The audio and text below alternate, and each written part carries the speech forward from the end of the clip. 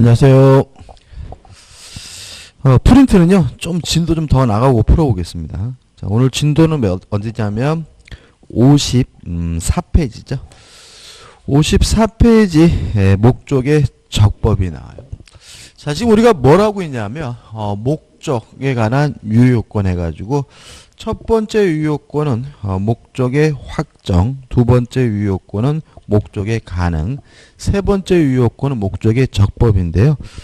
요걸 좀 이해하기 위해서 좀 법을 좀 분류를 해봐야 돼요. 자, 우리 법을 분류할 때 그 강행성을 기준으로 해가지고 강행법규, 강행규정과 임의법규, 임의규정으로 나뉘거든요. 근데 나누는 기준은 우리 책에는 좀 복잡하게 나와 있는데 그냥 우리는 쉽게 접근하면 됩니다. 어떻게 접근하면 되냐면 이렇게 접근하면 돼요. 자, 준수 여부, 지킬지 말지 여부가 강제된다면 요 우리가 강행법규라고 하고요. 준수 여부, 지킬지 말지 여부가 강제되지 않으면 요 우리가 임의법규거든요. 따라서 임의법규, 임의규정은 위반해도 상관이 없기 때문에 임의규정에 위반한 법률행위는 무효가 아니라 뭐가 되냐면 유효가 되겠죠. 따라서 모든 법을 위반한 법률행위는 항상 무효가 된다 그러면 X가 되겠죠. 왜냐하면 모든 법 속에는 무엇도 포함하죠? 임의규정도 포함하고 임의규정이 위반한 법률행위 무효가 아니라 유효니까요. 그 다음에 요 준수 여부가 강제되는 요 강행법규가 둘로 나뉘어요. 효력법규, 효력규정과 단속법규, 단속규정으로 나뉘는데요. 둘 다 강행규정이기 때문에 반드시 지켜야 되거든요. 그런데도 불구하고 위반을 했을 때 법률행위 자체가 무효가 된다면 이러한 규정 우리가 효력규정이라고 하고요. 단속규정도 강행규정이기 때문에 지켜야 되는데 그런데도 불구하고 위반하면 처벌은 따르지만 그 행위 자체는 무효가 아니라 유효가 되는 경우를 우리가 단속규정이라고 합니다. 여기서 이제 우리가 이제 내용을 볼 때 조심할 것은 뭐냐면 요 단속규정은 민법에 없다는 점이에요. 민법에서 강행법규하면 무엇만을 말하냐면 효력규정만을 말한다는 점이거든요. 따라서 만약에 이런 식의 지문도 시험에 잘 나오는데 민법상 강행법규 위반한 법률행위는 무효다 그러면 틀린 말이 아니라 맞는 말이 된다는 거죠. 왜냐하면 단속규정은 어디에는 없어요?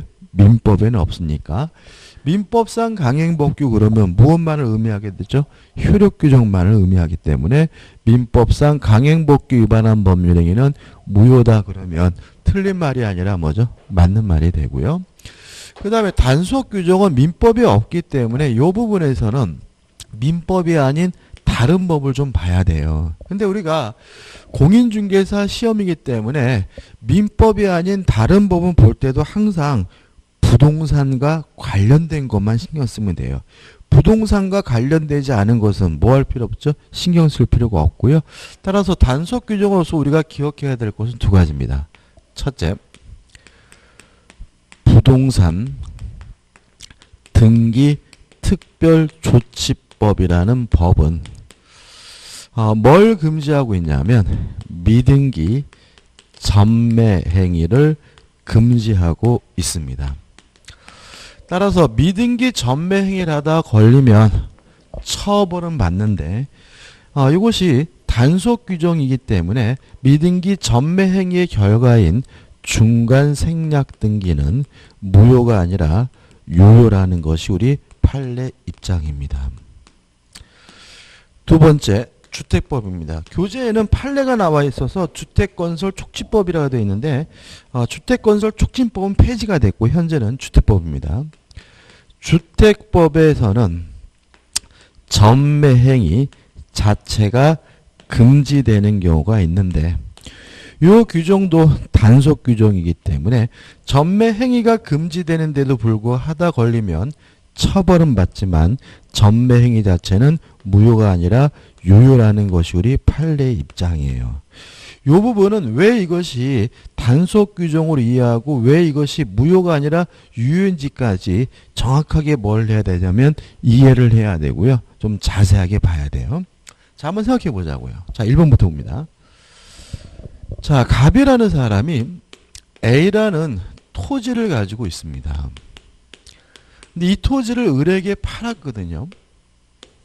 근데 을이 또다시 병에게 이 토지를 또 팔았어요. 그럼 이걸 우리가 뭐라 그러냐면 전매라고 해요. 제가 앞으로 그런 걸 느끼셨는지 모르겠는데 한자를 쓰는 게 하나 있어요. 이거는 제가 한자를 쓰거든요. 앞전자. 그러니까 앞이라는 의미로 전자를 쓸 때는 제가 한자를 쓸 거고요.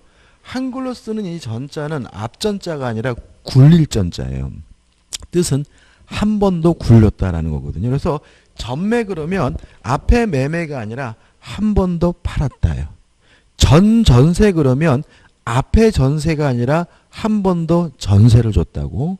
전대차 그러면 앞에 임대가 아니라 뭐죠? 한 번 더 임대를 했다. 이런 의미가 되고. 그래서 앞으로 한글로 쓰는 전자는 앞전자가 아니라 굴릴 전자. 뜻은 뭐죠? 한 번 더 했다. 이런 의미가 되는 거고요.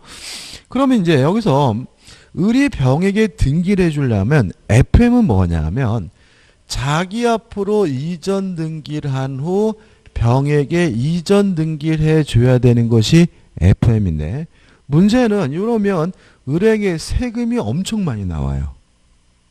자기 앞으로 등기하면서 취득세 등록세 내야 되고요. 병한테 이전 등기해주면서 양도소득세, 부가가치세 이런 세금을 내야 되기 때문에 남는 게 별로 없어서 자기 앞으로 등기를 하지 않고 갑에서 병으로 직접 등기를 해줬다면 을은 자기 앞으로 등기하지 않고 팔아먹었으니까 이러한 을의 행위를 뭐라 그러냐면 미등기 전매 행위라고 하고요. 부동산 등기 특별조치법에서 뭐 하고 있습니까? 금지를 하고 있어요. 따라서 하다 걸리면 을은 처벌도 받고요. 안 낸 세금도 뭐합니까? 추징당하게 돼요. 근데 문제는 요 등기가 무효냐 유효냐 문제예요. 이 등기를 뭐라 그러냐면 중간 생략 등기라고 하거든요.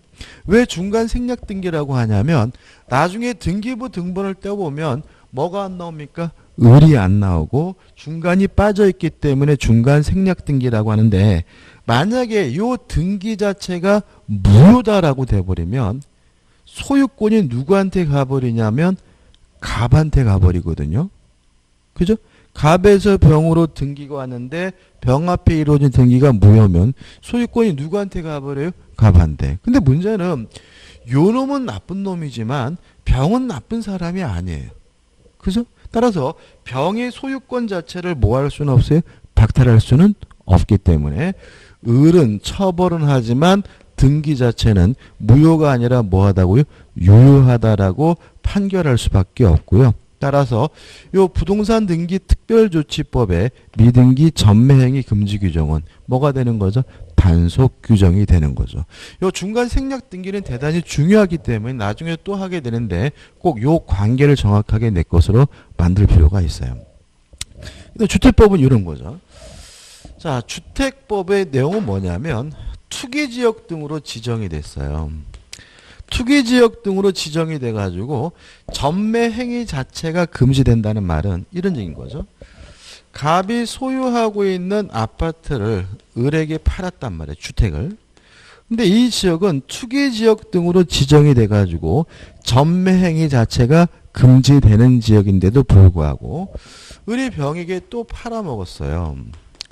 그러면 요 을은 주택법을 위반했기 때문에 뭐는 받아요? 처벌은 받는데 요 전매 행위 자체가 무효냐 이래버리면 전매 행위 자체가 무효가 되면 병은 소유권을 뭐 하지 못해요? 취득하지 못하죠. 병은 나쁜 사람이 아니죠. 요 놈이 나쁜 거잖아요. 따라서 병의 소유권 취득을 금지시킬 수는 없기 때문에 전매 행위 자체는 무효가 아니라 뭐로요? 유효하다라고 판단할 수밖에 없고요. 따라서 주택법의 전매행위 금지 규정도 한 사람은 처벌은 하지만 행위 자체는 무효가 아니라 뭐죠? 유효하니까 뭐가 되는 거죠? 단속 규정으로 이해된다는 거죠. 요 두 가지는 정확하게 왜 그런지까지 좀 이해하실 필요가 있습니다. 자, 넘겨보시면 56페이지 오시면 판례들이 나오는데 요 56페이지 그 중간에 있는 핵심 판례는 뭐냐면 요런 겁니다. 뒤에 또 다시 봐야 되는데 우리 민법 2조가 어떤 규정을 두고 있냐면 권리의 행사나 의무의 이행은 신에 쫓아 성실하게 해야 된다라고 해서 신의 성실의 원칙을 규정하고 있고요.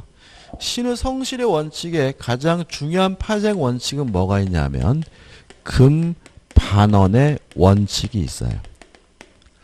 자, 금반원의 원칙이라는 것은 뭐냐면 반대되는 언행이 금지된다는 거예요. 앞에 말하고 뒤에 말하고 반대되면 안 된다는 거거든요. 저희가 대학 다닐 때는 이거를 뭐라 그랬냐면 법대생끼리는 화장실 원칙. 화장실 들어갈 때하고 나올 때하고 말이 다르면 안 되는데 이게 뭐죠? 금반원의 원칙이라고 하고요. 신의성실의 원칙과 관련이 됩니다. 따라서 예를 들어서 어제는 팔아놓고 이제 와서 돌려달라고 하는 거 인정한대요. 왜요? 어제는 팔고 이제 와서 돌려달라고 하는 것은 뭐죠? 반대되는 언행이기 때문에 허용되지 않고요. 자세한 판례는 우리가 대리에서 공부하게 되는데 요 신의 성실의 원칙, 금반의 원칙이 적용되지 않는 경우가 있어요. 두 가지를 기억해 두시는데 첫째, 제한 능력자에게는 적용되지 않습니다. 따라서 미성년자 같은 제한 능력자는 오늘 팔겠다고 매매 계약을 하고 다음날 미성년임을 이유로 뭐 할 수 있어요? 취소하는 것이 가능해요. 왜냐하면 제한 능력자에게는 금반원 원칙이 적용되지 않기 때문에요. 두 번째는 강행복구 위반의 경우에도 적용되지 않는다는 것이 우리 판례 입장이고요. 교재에 나와 있는 판례가 요 얘기예요. 따라서 강행복구 위반의 경우에는 금반원 원칙이 적용되지 않기 때문에 무슨 말이냐면 지가 실컷 법을 위반하는 행위를 해놓고 이제 와서 법을 위반해서 무효니까 이행하지 않겠다라고 주장하는 것이 가능하다는 판례예요. 이해되시나요? 자, 지금 하나 다른 예를 들어볼까요?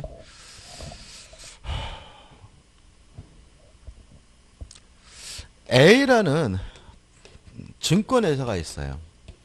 증권회사가 있는데 이 증권회사가 고객 등을 유치하면서 어떤 약속을 했냐면 확정 수익률을 보장해 주겠다고 특약을 했어요. 근데 주식이라는 것은 손해볼 수도 있고 이익 볼 수도 있고 그런 문제이기 때문에 확정 수익률을 보장해 주는 것은 증권업법에서 뭐 하고 있냐면 금지하고 있어요. 하면 안 되는 걸. 근데 문제는 고객들이 만든 그 계좌가 나중에 깡통 계좌가 돼가지고 고객들이 원금뿐만 아니라 약속한 수익률을 보장해 달라고 요구를 했더니 요 증권회사가 뭐라 그러냐면 증권업법에서 금지하고 있는 내용이기 때문에 우리는 약속대로 보장할 수가 없습니다라고 주장하는 것이 뭐예요? 가능하다는 뜻입니다. 왜냐하면 강행복구 위반의 경우에는 뭐가 적용되지 않습니까? 금반원의 원칙이 적용되지 않기 때문에 스스로 무효인 행위라는 사람도 나중에 무효임을 주장하는 것이 가능하다는 것이 우리 판례 입장이고 굉장히 상식적이지 않고 말도 안 되는 뜻으로 느껴지기 때문에 시험에 가끔 나오니까 좀 기억해 두시기 바랍니다. 3번 강행복구 위반의 모습은 읽어볼 필요도 없습니다. 그냥 위반하면 뭐죠? 무효고 위반한 법이 효력 규정이면 뭐가 되는 거죠? 무효가 되는 거죠. 자, 57페이지 이제 중요한 게 나오죠. 목적에 뭐가 나오냐면 사회적 타당성이 나와요. 자, 목적의 사회적 타당성 해가지고 103조가 나오는데 제가 한번 읽어볼게요. 103조입니다. 선량한 풍속 기타 사회 질서에 위반한 사항을 내용으로 하는 법률행위는 무효란다죠. 그래서 우리가 여기서 선량한 풍속 기타 사회 질서에 위반했다, 사회 질서에 반한다 줄여서 반사회적이다 해서 반사회적 법률행위는 무효다라고 민법 103조가 뭐하고 있냐면 규정을 두고 있어요. 근데 문제는 뭐가 반사회적인지에 대해서는 민법에 아무런 규정이 없기 때문에 뭘 봐야 되냐면 판례를 봐야 되는데, 자, 교재 하단에 이제 뭐가 나오냐면 핵심 판례가 나오잖아요. 자, 첫 번째 판례를 가지고 뭐가 반사회적인지에 대해서 유용해 보자고요. 자, 첫 번째 판례 제가 읽어봅니다.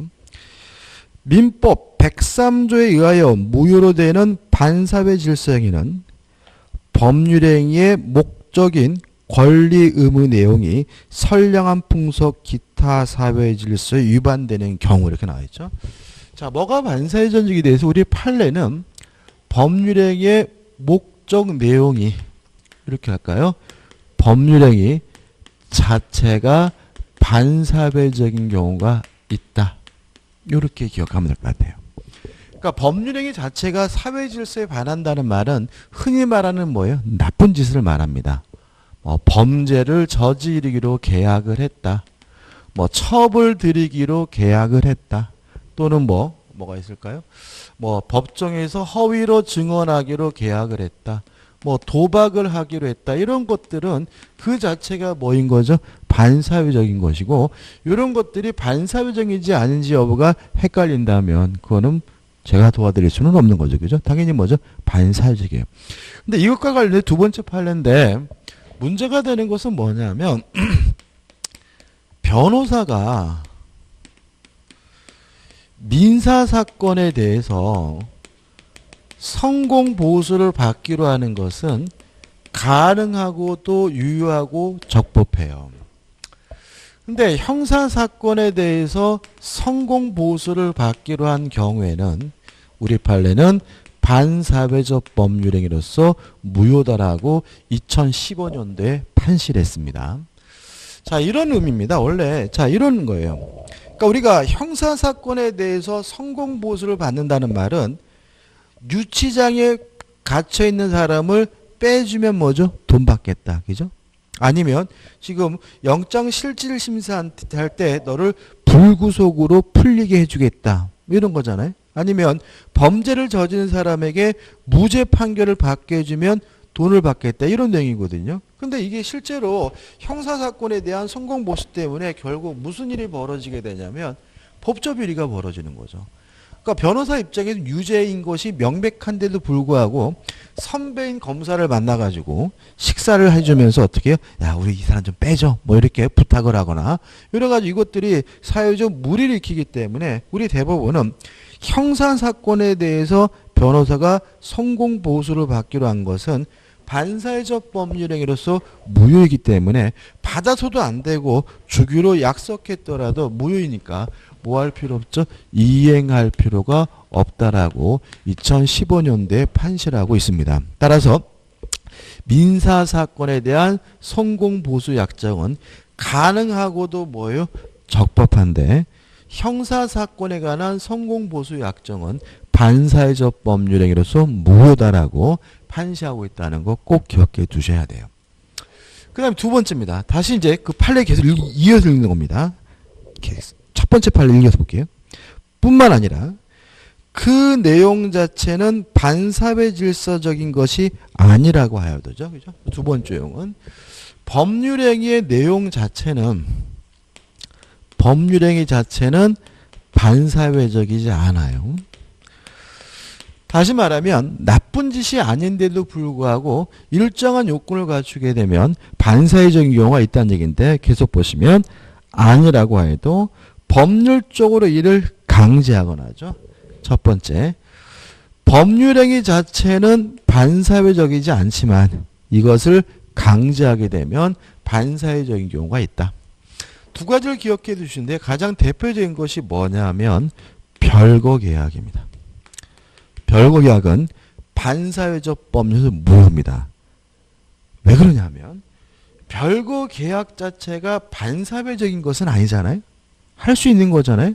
근데 문제는 뭐 할 수 없습니까? 강제할 수가 없어요. 예를 들어 제가 제처하고 부부싸움 해가지고 별거 하기로 했거든요.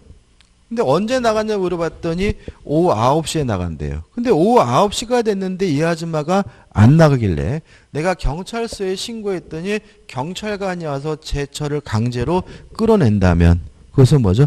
반인륜적인 거죠. 따라서 별거 계약은 반사회적 법률에 의해서 무효이기 때문에 별거하기로 약속했더라도 뭐 할 필요 없어요? 이행할 필요가 없는 겁니다. 이해되시나요? 혼인예약. 제가요 17살 때 첫사랑 꽃순이하고 27살에 결혼하기로 깜부를 했어요. 약속을 했어요. 혼인예약이죠. 뭐 처녀총각이 결혼하기로 약속하는 것은 반사회적인 것도 아니고 나쁜 짓도 아니잖아요. 그죠? 근데 문제는 뭐냐면 제가 27살이 돼가지고 결혼하기 싫으면 안 하는 것이지 국가라 하더라도 저의 혼인을 뭐 할 수는 없어요? 강제할 수는 없는 거죠. 만약에 혼인하기로 약속했다는 이유로 저의 결혼을 강제한다면 그 자체도 뭐가 되는 거죠? 반인륜적인 거예요. 따라서 혼인예약 자체는 반사회적이진 않지만 뭐 할 수 없습니까? 강제할 수가 없기 때문에 무효고 따라서 결혼하기로 약속했더라도 뭐 할 필요 없어요? 이행할 필요가 없다. 이런 논리에 생기는 거죠. 이런 것도 좀 기억하셔야 돼요. 그러니까 자꾸 우리 수험생분들이 문제가 되는 건 뭐냐면 막 첩계약 이런 것들 자꾸 외워드리는데 이건 뭐 당연한 거잖아요. 시험에 나오긴 하지만 요것 때문에 틀리진 않으니까 이런 것들 조심하셔야 돼요. 계속 또 보시면 강제하거나 그 법률행위의 반사회 질서적인 조건이죠. 두 번째는 법률행위 자체는 반사회적이지 않은데 조건이 반사회적인 경우가 있습니다. 시험에 참 잘 나오는데 예를 들어 가지고 내가 너에게 1억을 주겠다라고 약속을 했어요. 요 자체는 뭐 하지 않죠? 반사회적이지 않은 거잖아요. 근데 문제는 갑돌이를 살해하면 갑을 살해하면 1억을 주겠다라고 했다면 뭐가 반사회적인 거죠? 조건이 반사회적인 거죠. 동의하시죠? 그죠? 물론 갑을 살해하기로 하는 것은 나쁜 짓이니까 무효고 살해하기로 약속했더라도 이행할 필요는 없는 거예요. 근데 문제는 뭐냐면 이렇게 조건이 반사회적이어서 요것만 무효가 돼버리면 사람을 죽이든 안 죽이든 1억을 받을 수 있다라는 이상한 논리가 생기거든요. 그래서 우리 판례는 조건이 반사회적인 경우에는 조건만 무효인 것이 아니라 법률행위 전체가 싹 무효라는 것이 우리 판례 입장입니다. 따라서 갑을 살해하면 1억을 주겠다라 약속한 경우에는 갑을 죽이기로 하는 것만 무효인 것이 아니라 1억을 주기로 하는 것도 뭐예요? 무효이기 때문에 사람을 죽이든 안 죽이든 1억은 뭐 할 수 없어요? 받을 수가 없다는 논리가 발생하니까 꼭 기억해 두셔야 돼요. 그 다음에 계속 보시면 반사회 질서적인 조건 또는 금전적 대가가 결부됨으로써 반사회 질서적 성질을 띠게 되는 경우 이렇게 나와있죠. 그래서 세 번째입니다. 법률행위 자체는 반사회적이지 않지만 금전적 대가가 결부됨으로써 반사회적인 경우도 있어요. 두 가지를 기억해 두셔야 되는데 첫째, 법정에서 허위로 증언하기로 했으면 따질 필요 없이 뭐죠? 반사회적이죠. 근데 본대로 정당하게 증언하기로 했다면 요 자체는 뭐 하지 않은 거죠? 반사회적이지 않은 거거든요. 근데 만약에 돈을 요구하거나 돈을 주기로 했다면 반사회적 법률행위로서 무효라는 것이 우리 판례 입장이에요. 자, 왜 그러냐면 우리가 법정에서 증언을 하는데 허위로 증언하면 위증죄로 처벌받잖아요. 그 말은 뭐냐면 누구든지 당연히 정당하게 본대로 증언해야 될 뭐가 있는 거죠? 법적인 의무가 있는 거죠. 그런데도 불구하고 돈을 요구하거나 돈을 주기로 했다면 반사회적 법률행위로서 뭐예요? 무효이기 때문에 그 약속한 돈은 뭐 할 필요 없죠? 줄 필요가 없다. 이런 취지가 되는 거죠.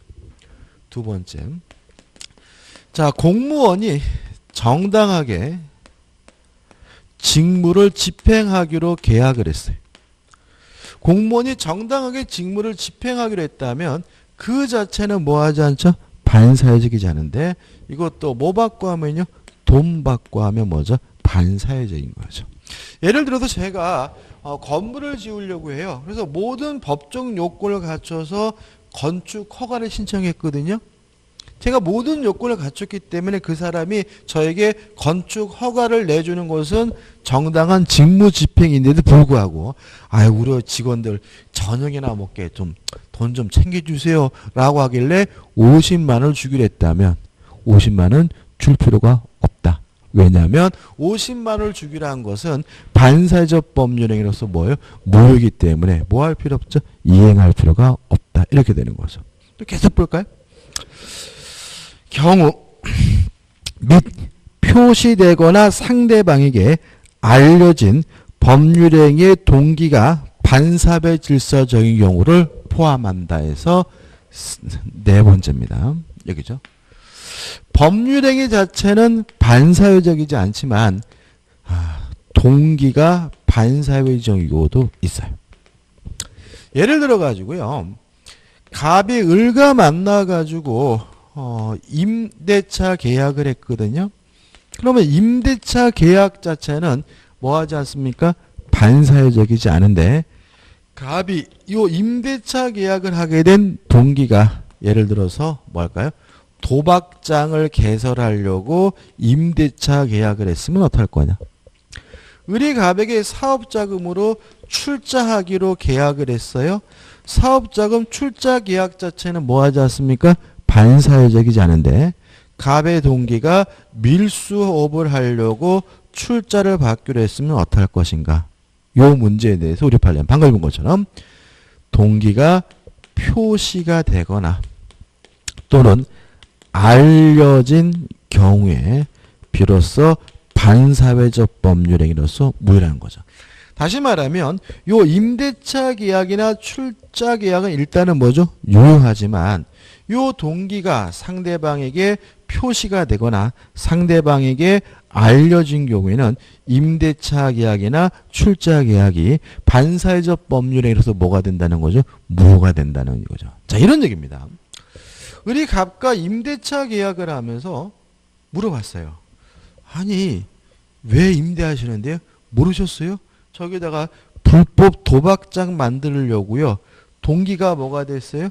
표시가 됐다면 임대차 계약이 뭐가 돼요?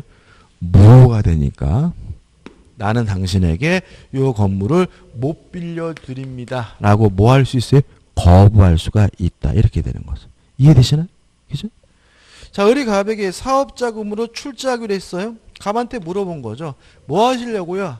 제가 이거요. 곰쓸개 좀 밀수하려고요. 동기가 뭐가 됐어요? 표시가 됐다면 출자 계약이 뭐가 돼요? 무효가 되기 때문에 이행하지 못하겠다라고 뭐 할 수 있어요? 거부할 수가 있다. 이렇게 되는 거죠. 지금 우리가 두 가지 했죠. 법률행위 자체가 반사회적이와 법률행위 자체는 반사회적이지 않지만 일정한 요건을 갖추게 되면 반사회적이에요. 그래서 판례는 끝났고요. 여기서 우리가 세 번째로 좀 따로 기억해야 될 것이 뭐냐면 가족법상의 자유입니다. 혼인을 한다, 약혼한다, 이혼한다 같은 가족법상의 자유는 절대적으로 보장이 돼야 되기 때문에 가족법상의 자유를 제한하게 되면 심하든 심하지 않든 반사회적 법률행위로서 무효라는 것이 우리 판례 입장이에요. 이게 또 시험에 잘 나오는데 그래서 항상 조심할 것이 뭐냐면 요 가족의 등장인물을 조심하셔야 돼. 자, 미혼인 커플이 등장하면 혼인할 수 있는 자유를 제한하는지를 따져봐야 되고요. 혼인할 수 있는 자유를 제한한다면 심하든 심하지 않든 뭐가 되는 거죠? 반사회적 법률 무효죠. 가장 대표적인 거 최근에도 있었는데 항공사 승무원을 채용하면서 그 항공사에서 어떤 각서를 받았냐면 혼인하면 퇴사한다라는 각서. 그거는 반사회적 법률에서 무효인 거죠. 자, 왜 그러냐면 직원을 채용하면서 혼인하면 퇴사한다는 각서는 결국은 무슨 자유를 제한하게 되죠? 혼인할 수 있는 자유를 제한하잖아요. 그 여자분이 좋은 남자분이 생겼는데 그 남자분하고 결혼할까 말까 고민이에요. 왜 고민합니까? 내가 결혼하면 직장에서 뭐죠? 잘리니까. 그럼 결국 이러한 것은 혼인할 수 있는 자유를 제한하기 때문에 뭐가 되는 거죠? 반사회적 법률의 무효고. 따라서 그러한 각서 자체는 뭐예요? 무효니까 실제로 혼인하더라도 이행할 필요 없다, 폐사할 필요가 없다라는 논리가 생기는 거죠. 그 다음에 부부가 등장하는 경우에는 이혼할 수 있는 자유를 제한하는지를 따져봐야 돼요. 이혼할 수 있는 자유를 제한한다면 반사회적 법률에서 무효입니다. 왜냐하면 혼인과 마찬가지로 이혼할 수 있는 자유도 절대적으로 보장이 돼야 되고요. 이혼할 수 있는 자유도 뭐 할 수 없습니까? 제한할 수가 없어요. 그래서 시험에 어떻게 나오냐면 이렇게 나옵니다. 자, 예를 들어서 처에게 와이프에게 10억짜리 토지를 증여했어요. 그러면서 뭐라 그랬냐면 첫째, 우리가 함께 사는 동안은 혼인관계가 유지되는 동안에는 팔면 안 돼 처분을 금지하는 특약을 했어요. 두 번째, 토지를 주면서 혹시라도 우리가 헤어지면 이혼하면 요 토지 반환해야 돼 이렇게 했거든요. 첫 번째, 혼인관계 유지가 되면 처분하지 못한다는 것은 반사회적이지 않아요. 왜냐하면 이혼할 수 있는 자유를 뭐 하지 않습니까? 제한하지 않아요. 그러니까 혼인관계 유지가 되면 팔지 못한다는 말은 이혼하면 뭐 할 수 있어요? 맘대로 팔 수 있다는 뜻이니까 이러한 계약은 결코 무슨 자유를 제한하지 않습니까? 이혼할 수 있는 자유를 제한하지 않으니까 뭐 하지 않죠? 반사회적이지 않죠. 이에 반해서 이혼하면 반환한다는 것은 뭐예요? 반사회적이에요. 동의하시나요? 지금 이혼하게 되면 돌려준다는 말은 이혼하게 되면 10억짜리 토지를 어떻게 해요? 돌려줘야 된다는 얘기잖아요. 그러면 이 그지 같은 놈이 밤마다 조 패더라도 이혼할지 말지를 심각하게 뭐하게 돼요? 고민하게 되고요. 이러한 특약은 무슨 자유를 제한하게 됩니까? 이혼할 수 있는 자유를 제한하기 때문에 반사회적 법률행위로서 뭐가 돼요? 무효가 됨을 주의하셔야 됩니다. 그 다음 네 번째, 인간 본성의 반응입니다. 여기서 시험에 잘 나옵니다. 인간이면 당연히 하는 것으로 평가된다면 서로 그것이 나쁜 짓이라 하더라도 반사회적이지 않다는 게 판례 입장이에요. 아주 상식적이지 않은 것처럼 느껴지기 때문에 시험에 잘 나오고 자꾸 반발하는 분이 있는데 이게 무슨 말이냐면 인간이면 누구나 당연히 하는 행동이에요. 그렇다면 그것이 서로 우리가 도덕적으로 나쁜 짓으로 평가된다 하더라도 비난할 수 없다, 반사회적이지 않다는 거고요. 가장 대표적인 것이 뭐냐면 세금 회피예요. 세금이 부과됐는데 내는 것이 행복하고 꼭 내고 싶은 사람은 정상 아닙니다. 인간이면 누구나 당연히 세금을 안 내려고 하는 것이 뭐예요? 인지상정이고요. 따라서 어떤 형태든지 간에 세금을 안 내려고 하는 행위는 뭐하지 않습니까? 반사회적이지 않아요. 아주 심해 잘 나요. 두 번째, 채무회피입니다. 우리 속담에 뭐가 있습니까? 앉아서 빌려주고 서서 받는다는 얘기 있죠? 형제간에 돈고래하지 말라 그러죠? 뭐 친한 친구일수록 절대로 보증 쓰지 말라 그러죠? 이런 것들이 다 뭘 반영하고 있냐면 사람들의 본능은 빌릴 때는 간도 쓸 게도 다 줄 것처럼 그런 마음이었지만 실제로 돈을 갚으려고 하면 꽁돈 나가는 것처럼 아까워하는 것이 인간의 본성이라는 거예요. 그래서 어떤 형태든지 간에 돈을 안 갚으려고 하는 행위도 뭐 하지 않습니까? 반사회적이지 않다는 게 우리 판례 입장이에요. 세 번째, 비자금을 만들고요. 범죄자금을 만드는 것은 물론 나쁜 짓이고 반사회적이에요. 근데 이미 만들어진 비자금, 범죄자금을 은닉하는 행위는, 숨기는 행위는 인간이면 당연히 하는 행동으로서 반사회적이지 않다는 게 우리 판례의 기본적 태도입니다. 그래서 우리 대한민국 역사상 가장 인간적인 분이 누구시냐면 전두환 대통령인 거죠. 그 양반이 수천억의 비자금을 모아놓고도 16만 원밖에 없는데 나만 갖고 왜 그래? 이렇게 말하는 것이 뭐예요? 정상적이고요. 따라서 어떤 형태든지 간에 비자금, 범죄자금을 은닉한 행위, 숨기는 행위는 반사회적이지 않다는 것이 우리 판례의 기본적 태도라는 거 꼭 기억해 두셔야 돼요. 네 번째, 투기 행위죠. 동의하시나요? 투기 반사회적이지 않습니다. 어떤 또라이가 아파트를 구입하면서 부동산을 구입하면서 떨어지기를 바라고 구입하는 놈이 어디 있어요?